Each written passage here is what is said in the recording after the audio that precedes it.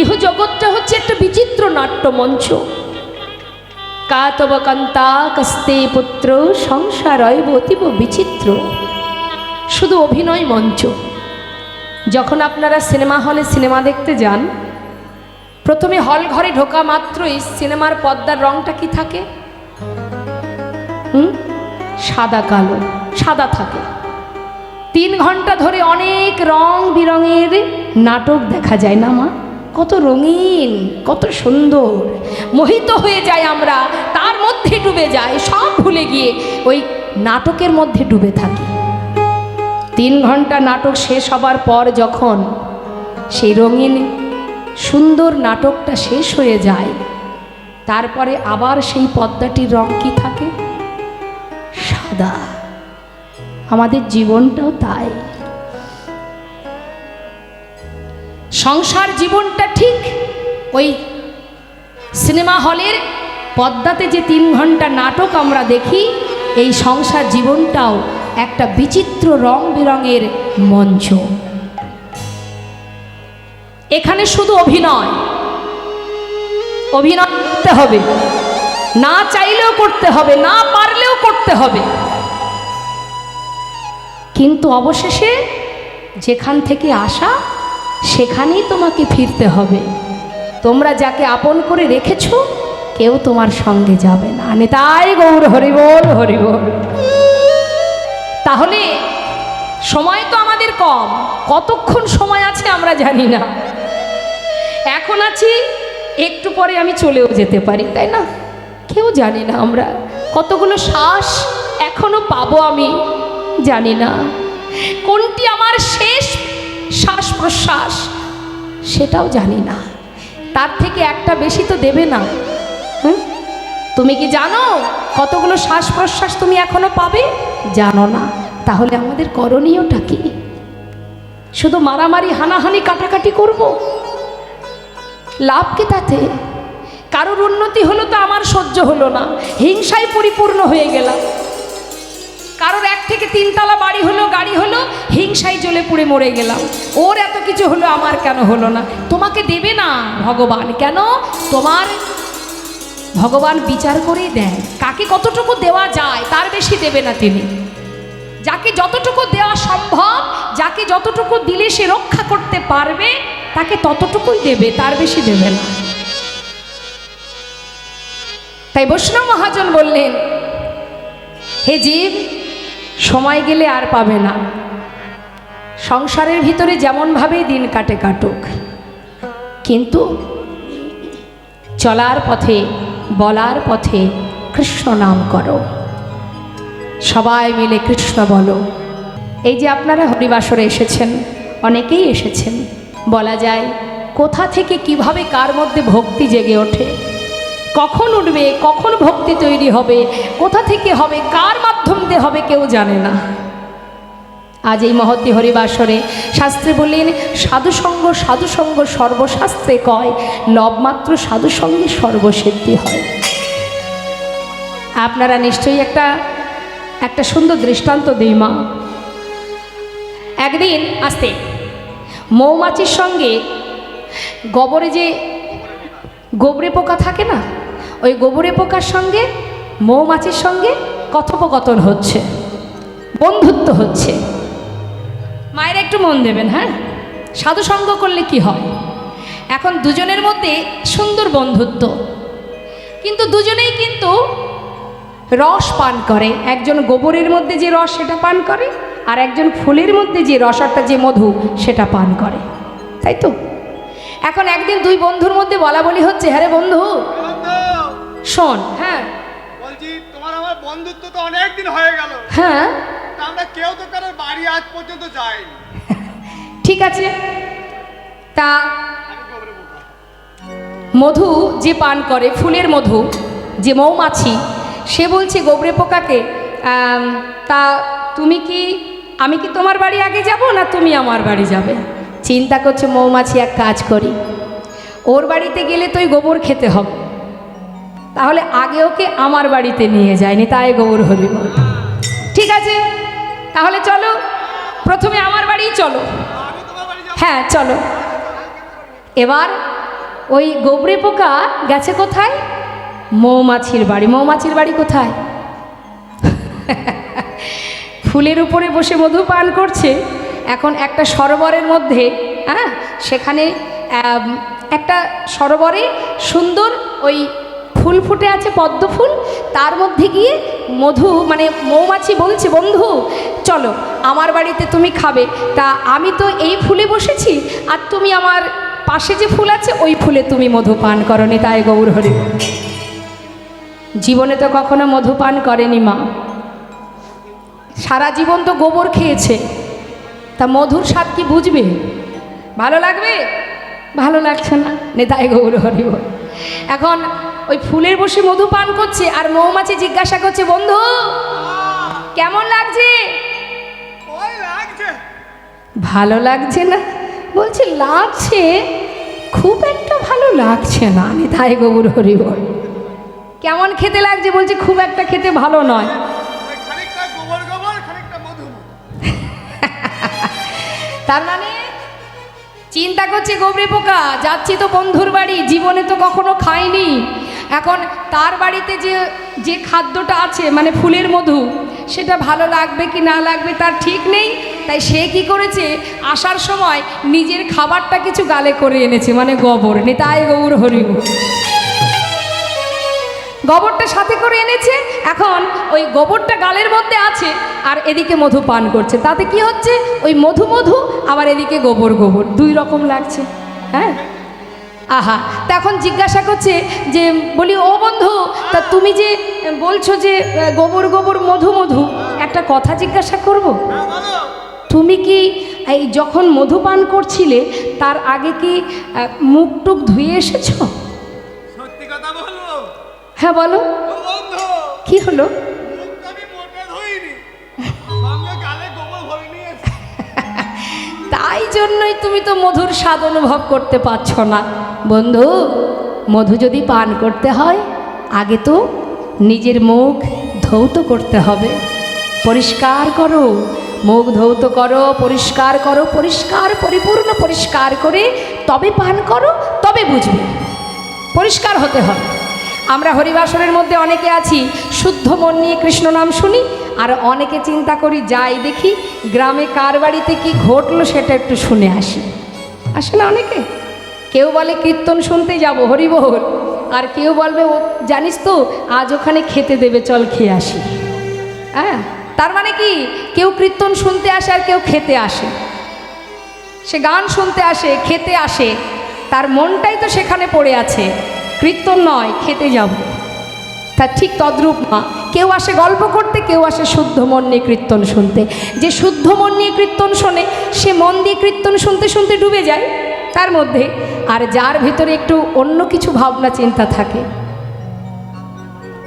কার মেয়ে কার হাত ধরে চলে গেল, কার বাড়ির বউ কি করে আর আমি কি করলাম, এই চিন্তা ভাবনা নিয়ে যায় বাড়ি থেকে যে বেরোয়, সে কি করে মধুর স্বাদ পাবে বলুন দেখি? নেতাই গৌর হরি বল। তা বলছে যাও সব পরিষ্কার করো, মুখ ভালো করে ধোও, তারপরে মধু খাবে। ঠিক তার পরের দিন মুখ পরিষ্কার করে ধুয়ে এবার ফুলের মধ্যে বসেছে। নেতাই গৌর হরি বল। ফুলের মধ্যে বসে সারাদিন ধরে মধু পান করছে। মধুপান করতে করতে করতে করতে কখন যে সন্ধ্যা হতে চলেছে তার লক্ষ্য নেই।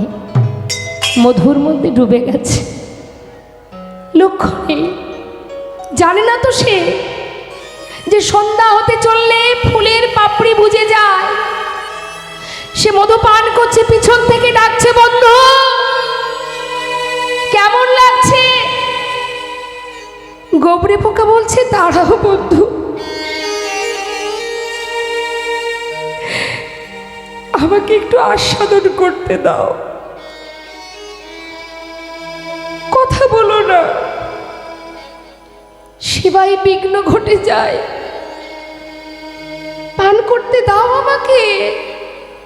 পান করছে, কখন পাপড়ি বুঝে গেছে, ফুলের মধ্যে ভ্রমর, আহা গোবরে পোকা বাধা পড়ে গেছে। সন্ধ্যা হয়ে গেছে, যেই না সন্ধ্যা হয়ে গেছে, সারা রাত রাত ধরে মৌমাছি খুঁজছে, বন্ধু বন্ধু কোথায় তুমি, বন্ধু কোথায়, খুঁজে পাচ্ছে না। নিশি প্রভাত, ভোর হতে না হতে ফুলের পাপড়ি আবার প্রকাশিত হচ্ছে, কিন্তু তার ভিতরের পাপড়িতে সেই গোবরে পোকাটা বাঁধা আছে।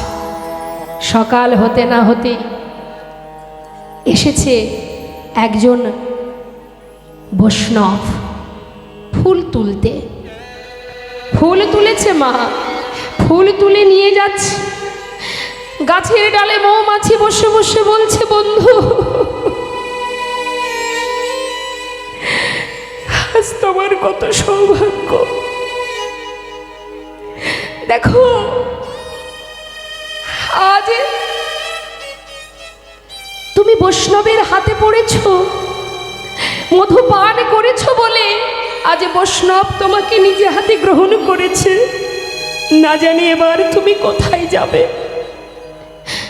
ঘরে গিয়ে প্রভুর সেবা করছে আর সেই ফুলগুলি গোবিন্দ চরণে অর্পণ করেছে।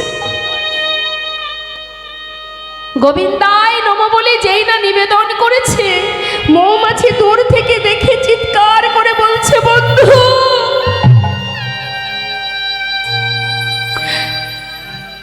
আজ তোমার সৌভাগ্য, দেখো আজ যে তুমি গোবিন্দ চরণে পৌঁছালে, যেটা আমার ভাগ্যে হলো না। সারা রাত সারাদিন ভগবানের সেবায় সেই ফুলটি অর্পণ হলো। তারপরের দিন সকালবেলা সেই ফুলটাকে নিয়ে বৈষ্ণব ভগবানের প্রসাদী ফুলমালা সব নিয়ে গিয়ে গঙ্গার জলে ফেলে দিল। নিতাই গৌর হরি বল, হরি বল। তাহলে মা বৈষ্ণবের সঙ্গ পেল, গোবিন্দ চরণ পেল, আর গঙ্গার জলে নিজেকে সঁপে দিল। উদ্ধার হলো কেন? সাধু সঙ্গ করেছে। ভ্রমর যে সর্বদাই মধু পান করে, তাই মহাজন বললেন সৎসঙ্গ করো, অসৎসঙ্গ করো না। দিন ভালো যায়, সময় ভালো যায়, তোমার মঙ্গল হবে, অসৎসঙ্গ করো না। চলতে পথে, হাটে বাজারে, ঘাটে মাঠে সাধু সঙ্গ করো। সাধু সঙ্গ, সাধু সঙ্গ সর্বশাস্ত্রে কয়, লব মাত্র সাধু সঙ্গে সর্বসিদ্ধি হয়নি। তাই গৌর হরি বল। গঙ্গা গোবিন্দ সিংহ, সিংহ পরিবার, আর তার ভাই রাধা গোবিন্দ সিংহ, দুই ভাই।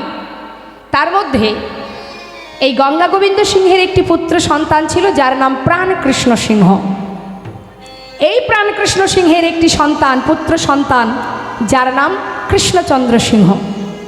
এই যে কৃষ্ণচন্দ্র সিংহ, যাকে ঠাকুর দাদা মানে গঙ্গা গোবিন্দ সিংহ আদর করে নাম দিয়েছিলেন লালা। এই যে লালা আস্তে দিনে দিনে বড় হচ্ছে ছেলে।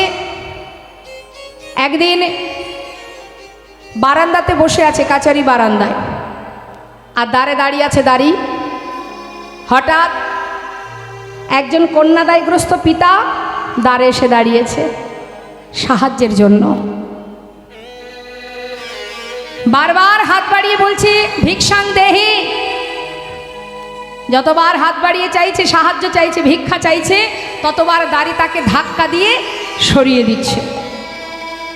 ছোট্ট ছেলেটা দূর থেকে বসে বসে দেখছে, 12 বছর তখন তার বয়স। দূর থেকে কি দেখছে? দাড়ি বারবার তাকে তাড়িয়ে দিচ্ছে। জিজ্ঞাসা করলেন শিশু, ও দাড়ি, তুমি ওনাকে তাড়িয়ে দিচ্ছ কেন?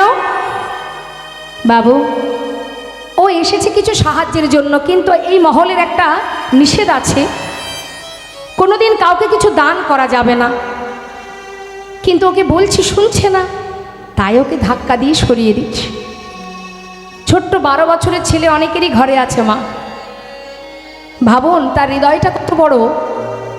সে বলে উঠলেন, দাঁড়ি, উনি একজন অসহায় পিতা, কন্যার জন্য এসেছেন, একজন ব্রাহ্মণ উনি দ্বারে দাঁড়িয়ে আছে, তাকে কিছু না দেওয়া এটা কেমন আদেশ?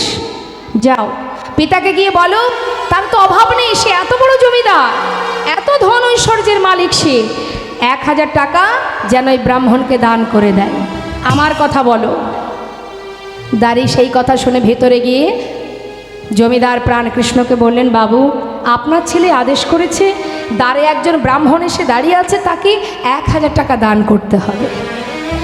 প্রাণকৃষ্ণ সিংহ এতদিন যে প্রতিজ্ঞা করে রেখেছে সেটাকে ভঙ্গ করছে তার সন্তান, তাতে তিনি প্রচণ্ড ক্রোধান্বিত হয়ে বলে উঠলেন, এত বড় সাহস আমার পুত্রের, আমার আদেশ লঙ্ঘন করে। ওকে 1000 টাকা দিয়ে আমার ছেলেকে জানিয়ে এসো, যতদিন সে নিজে রোজগার না করবে ততদিন পিতৃ সম্পদের 1 কোণা দান করবার ইচ্ছাটুকু যেন প্রকাশ না করে। নিতাই গৌর হরি বল। দাঁড়িয়ে গিয়ে বললেন, বাবু, যা করেছেন করেছেন, আর কিছু করবেন না। মানে আপনার পিতার আদেশ, যতদিন আপনি নিজে রোজগার না করবেন ততদিন কাউকে দান করবার ইচ্ছা প্রকাশ করতে পারবেন না। ছোট্ট 12 বছর ছেলে মনে মনে চিন্তা করলেন, বেশ, আমার পিতার মনের পরিচয় এত ছোট, যে কিনা এত বিষয় সম্পদের মালিক, আজ কিনা সে একজন অসহায় কন্যাদায়গ্রস্ত ব্রাহ্মণ, তাকে 1000 টাকা দান করতে পারছে না, আর আমি তার সন্তান। না না, সোনাদারি, আমার পিতাকে গিয়ে বলো, যতদিন আমি নিজে রোজগার না করব ততদিন আমার পিতৃ সম্পদের 1 কোণাও কাউকে দান করব না। মনের ভিতরে ক্ষোভ হলো পিতার প্রতি, দুঃখ হলো, বড় কষ্ট পেল ছোট্ট 12 বছরের ছেলে, যে আমার পিতা এত ধনের অধিকারী, আজ সে নিজের করে রেখেছে, কাউকে কিছু দান করে না। কেমন মনের পরিচয়, কেমন জমিদার সে, কেমন তিনি জমিদারি রক্ষা করেন। বেশ, সেই দিন সব পরিত্যাগ করে ছুটতে ছুটতে সেই মুর্শিদাবাদ ছেড়ে চলে এলো বর্ধমান জেলায়। একাকী সেই ছোট্ট ছেলেটি বর্ধমানে এসে একটা ফেরেস্তা দ্বারে 20 টাকা বেতনে সে কাজ করতে শুরু করে দিল, আর প্রতিজ্ঞা করলো, যার মন এত ছোট আমি তার মুখ দর্শন করব না। আর ফিরল না লালা। মাগো, দেখতে দেখতে ছেলে বড় হচ্ছে, বাবার ধীরে ধীরে বয়স হচ্ছে। এত চেষ্টা করে, দেখবেন যত সময় আমাদের হুঁশ জ্ঞান থাকে আমরা নিজেরাই নিজেদেরকে কি একটা মনে করি, যখন আস্তে আস্তে আমাদের দশেন্দ্র ষড়রূপ গুটিয়ে যায় তখন সব আমরা ছেড়ে দিতে থাকি, না আর পারবো না। বৃদ্ধ হচ্ছে বাবা, সবাইকে বলে, জানা, আমার সন্তানকে একটু ফিরিয়ে নিয়ে আয়, একটা কথার জন্য চিরতরে পুত্রকে হারিয়েছি, একবার পুত্রকে নিয়ে আয়। কে বা আনবে তাকে? যেই যায় তাকে ফিরিয়ে দেয়, আমি ওই পিতার মুখ দেখব না। যার মন এত নিষ্ঠুর, এত পাষাণ, এত কঠিন যে কাউকে কিছু দান করতে পারে না, আমি তার মুখ দর্শন করব না।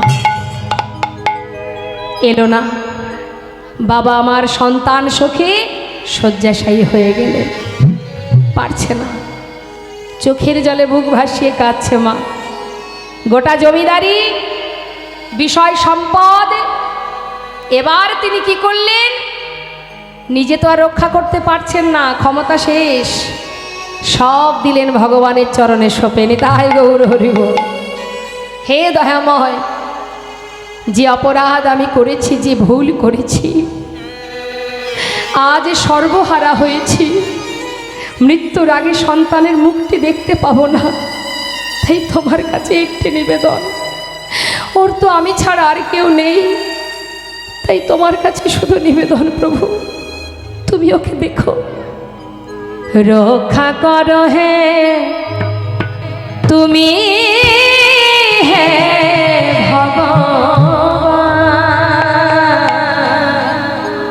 হে জগতে সবই কিছু তোমারই তো দান।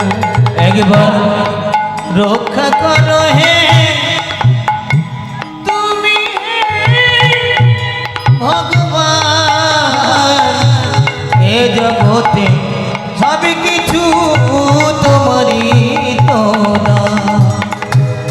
দিয়াছ হরি এই বিশ্ব চরাচরে তুমি আছো হরি এই বিশ্ব চরাচরে শেষের দিনে হরি ডাকে গো তোমারে হরি বিশ্ব চরাচরে শেষের দিনে হরি ডাকে তোমারে রক্ষা রহে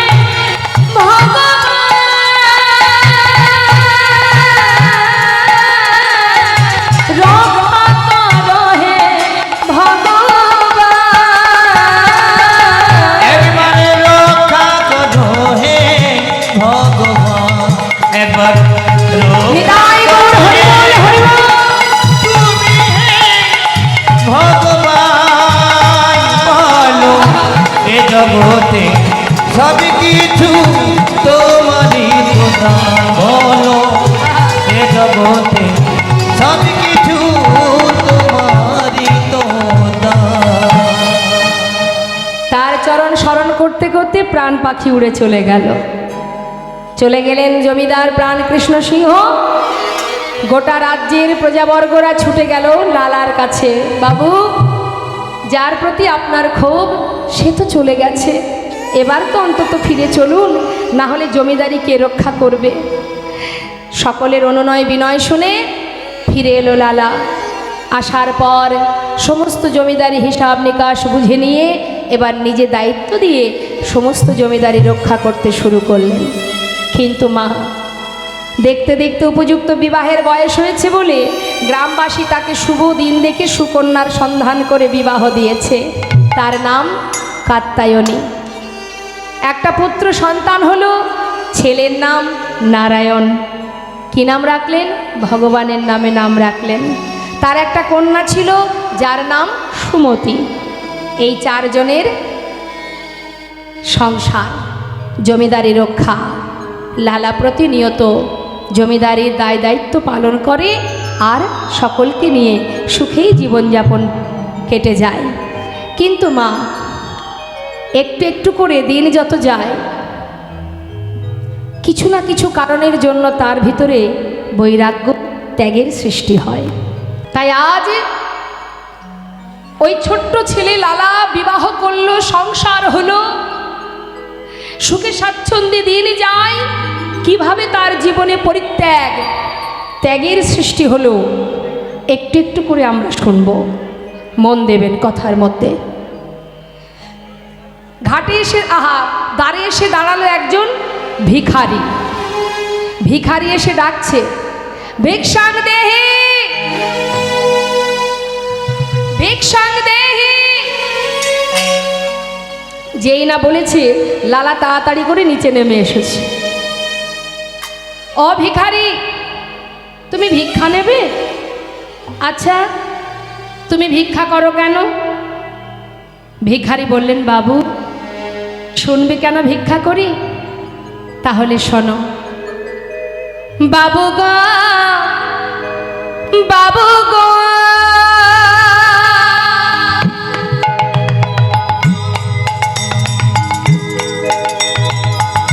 ও বাবু গো,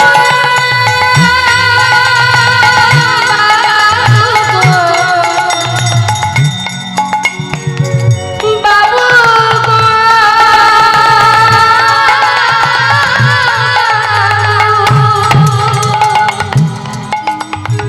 বাবু গো,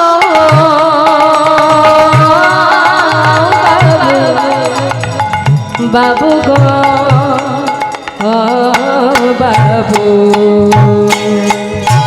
আমি হলাম দিন ভিখারি। ও গো বাবু, আমি হলাম দিন ভিখারি। ও বাবু, আমি হলাম দিন ভিখারি। ও গো বাবু, আমি হলাম দিন ভাবলাম ভিক্ষা নিয়ে কি করো আমি, শোনো তাহলে আমার ঘরে আছে গিরিধারী,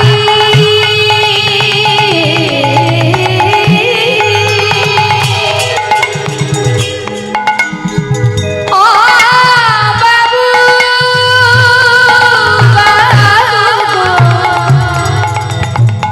বাবু,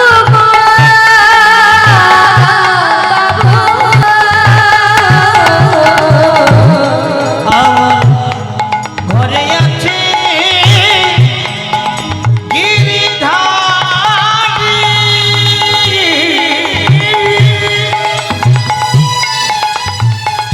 বাবু গো, বাবু, হরি বল। বাবু গো, বাবু, আমার ঘরে আছে ওই গিরিধারী, তার দাঁড়ে দাঁড়ে ভিক্ষা করি, আমার ঘরে আছে গিরিধারী, তারে তারে ভিক্ষা করি, তারে সেবা দিয়ে পাই গো প্রসাদ, তার সেবা দিয়ে পাই গো প্রসাদ। বাবু এই তো আমার রীতি, আমি হলাম দিন নিতাই গৌর হরি বল, হরি বল। ও গো বাবু, আমি হলাম দিন ভিখারি, বলে ও গো বাবু, আমি হলাম দিন ভিখারি। আচ্ছা তুমি ভগবানের সেবা দিয়ে তবে প্রসাদ পাও, ঠিক আছে দাঁড়াও। কি করেছে মা, লালাবাবু তাড়াতাড়ি করে অনেক দামি দামি রত্নের একটা পুটুলি বেঁধেছে, দিয়ে ভিখারিকে বলছে শোনো ভিখারি এই নাও এগুলো নিয়ে যাও। কি করব, এতে কি আছে, কেন এর মধ্যে অনেক দামি দামি রত্ন আছে, অনেক মূল্যবান, যাও আমার মতো ধনী হয়ে যাবে, নিয়ে চলে যাও। ভিখারি তাড়াতাড়ি করে সেই পুটুলিটা নিয়ে মনের আনন্দে হাঁটতে হাঁটতে যাচ্ছে, আর দ্বারে দাঁড়িয়ে আছে লালা, চিন্তা করছে ভিখারি চলে যাচ্ছে তো তাই দেখছে। কিছুটা পথ যাওয়ার পর ভিখারি কি করেছে সেটাকে নিয়ে একটা সম্মুখে বাগানের মধ্যে ছুঁড়ে ফেলে দিয়েছে। যেই না ফেলে দিয়েছে সঙ্গে সঙ্গে জমিদার লালা বলে উঠলেন, ভিখারি এত বড় সাহস তোমার, আমি যা দিয়েছি তুমি ফেলে দিলে কেন, উত্তর দাও। ভিখারি বললেন, বাবু অপরাধ নেবেন না, আপনার কথা মতো আমি তো মাথায় করে নিয়ে যাচ্ছিলাম, কিন্তু জানো বাবু যাবার পথে যেতে যেতে হঠাৎ পিছন থেকে কে যেন আমাকে ডেকে বলল, ভিখারি মাথায় এগুলো নিয়ে কোথায় যাচ্ছিস? ও তুইও বুঝি জমিদারের তো ধনী হতে চাস? আচ্ছা আমি কি কখনো তোকে বলেছি আমাকে রাজভোগ খেতে দে? আমি কি তোর কাছে কখনো ক্ষীর সর ননি মাখন চেয়েছি? ভক্ত ফেলে দে, এর মধ্যে যে কোনো সুখ নেই। আরে দাঁড়ে দাঁড়ে ভিক্ষা করে তুই যা পাস আমি তো তাতেই খুশি। আমি তো বলিনি আমাকে অমৃত খেতে দে, রাজভোগ খেতে দে, ফেলে দে।